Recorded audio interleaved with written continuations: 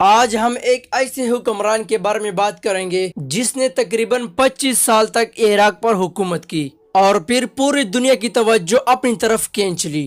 ایک غریب گاؤں میں پیدا ہونے والا یہ لڑکا آخر کیسے عراق کا صدر بن گیا؟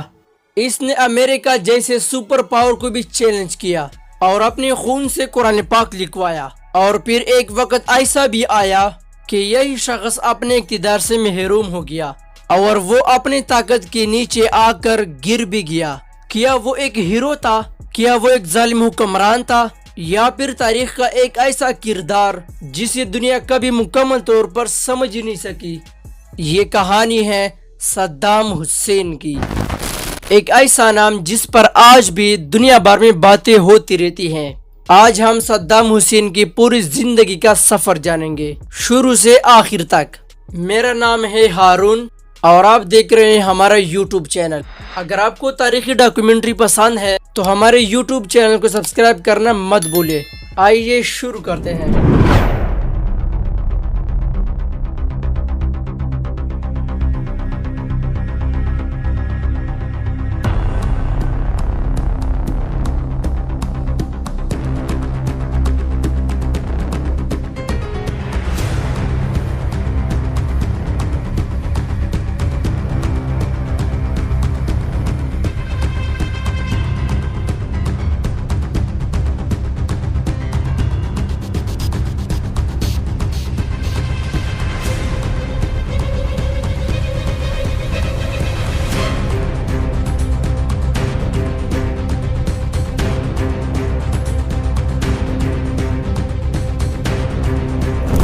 صدام حسین کی پیدائش 1937 عیسوی میں ہوئی۔ ان کا تعلق عراق کے ایک چھوٹے سے گاؤں العوجہ سے تھا۔ اس کا بچپن آسان نہیں تھا۔ پیدائش سے پہلے ہی اس کے والد کا انتقال ہو گیا تھا۔ گھر میں غربت بھی تھی اور مشکلات بھی تھی۔ بعد میں سوتیلے باپ کے سخت رویے نے صدام حسین کی زندگی مزید مشکل بنا دی۔ یہی وہ وقت تھا جس نے ان کی شخصیت کو بدلنا شروع کر دیا۔ صدام حسین کے اندر سختی پیدا ہوئی اور ساتھ میں طاقت حاصل کرنے کی خواہش بھی پیدا ہوئی۔ نوجوانی میں صدام حسین نے سیاست میں دلچسپی لینا شروع کر دیا۔ اس نے 22 پارٹی میں شمولیت اختیار کر لی۔ یہ ایک عرب قوم پرست سیاسی جماعت تھی جو عرب ممالک کو متحدہ دیکھنا چاہتی تھی، اور صدام حسین بہت جلد اس پارٹی کے اہم کارکن بن گئے۔ اس کی سرگرمیاں بڑھتی گئی اور پارٹی میں صدام حسین کا اثر بھی بڑھنے لگا۔ 1959 میں ایک بہت بڑا واقعہ پیش آیا۔ صدام حسین نے وزیر اعظم عبدالکریم قاسم کے خلاف کارروائی میں حصہ لیا۔ صدام کا مقصد عبدالکریم کو اقتدار سے ہٹانا تھا، لیکن منصوبہ ناکام ہو گیا اور صدام حسین زخمی ہو گئے اور انہیں عراق چھوڑنا پڑا۔ وہ پہلے شام گئے لیکن بعد میں مصر بھی چلے گئے، اور 1968 عیسوی میں عراق میں ایک بہت بڑا سیاسی انقلاب آیا۔ 22 پارٹی اقتدار میں آ گئی اور صدام حسین دوبارہ واپس عراق آ گئے۔ اس نے آہستہ آہستہ اپنی طاقت بڑھانا شروع کر دی، سرکاری اداروں پر اثر و رسوخ بھی بڑھایا، اور پارٹی کے اندر انہوں نے اپنی پوزیشن مضبوط کر لی، اور چند ہی سالوں میں ملک کے طاقتور ترین افراد میں شامل ہو گئے۔ اور 1979 عیسوی میں صدام حسین عراق کے صدر بن گئے۔ یہ ان کی زندگی کا سب سے اہم موڑ تھا۔ اقتدار اب مکمل طور پر ان کے ہاتھوں میں تھا۔ انہوں نے کئی بڑے بڑے منصوبے شروع کیے۔ تعلیم پر سرمایہ کاری کی گئی، صحت کے شعبے کو بہتر بنایا گیا، سڑکیں تعمیر کی گئی، اور نئے ترقی منصوبے بھی شروع کیے۔ اس وقت عراق کی تیل کی آمدنی بھی بہت زیادہ تھی، جس سے ملک کی معیشت مضبوط تھی۔ اسی وجہ سے بہت سارے لوگ صدام کو بہت زیادہ پسند کرتے تھے۔ لیکن ایک بہت بڑا فیصلہ سامنے آ گیا۔ 1980 میں عراق نے ایران پر حملہ کر دیا۔ یہ جنگ 8 سال تک جاری رہی۔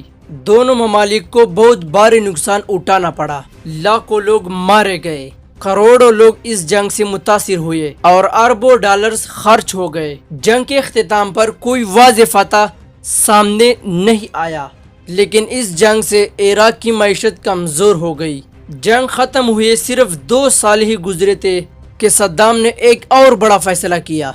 1990 میں عراق نے کویت پر حملہ کر دیا۔ صدام کا کہنا تھا کہ کویت تاریخی طور پر عراق کا حصہ ہے، لیکن لوگوں کی رائے مختلف تھی۔ ان کے مطابق اصل مقصد کویت کے تیل کے ذخائر تھے۔ دنیا بھر میں شدید رد عمل سامنے آیا۔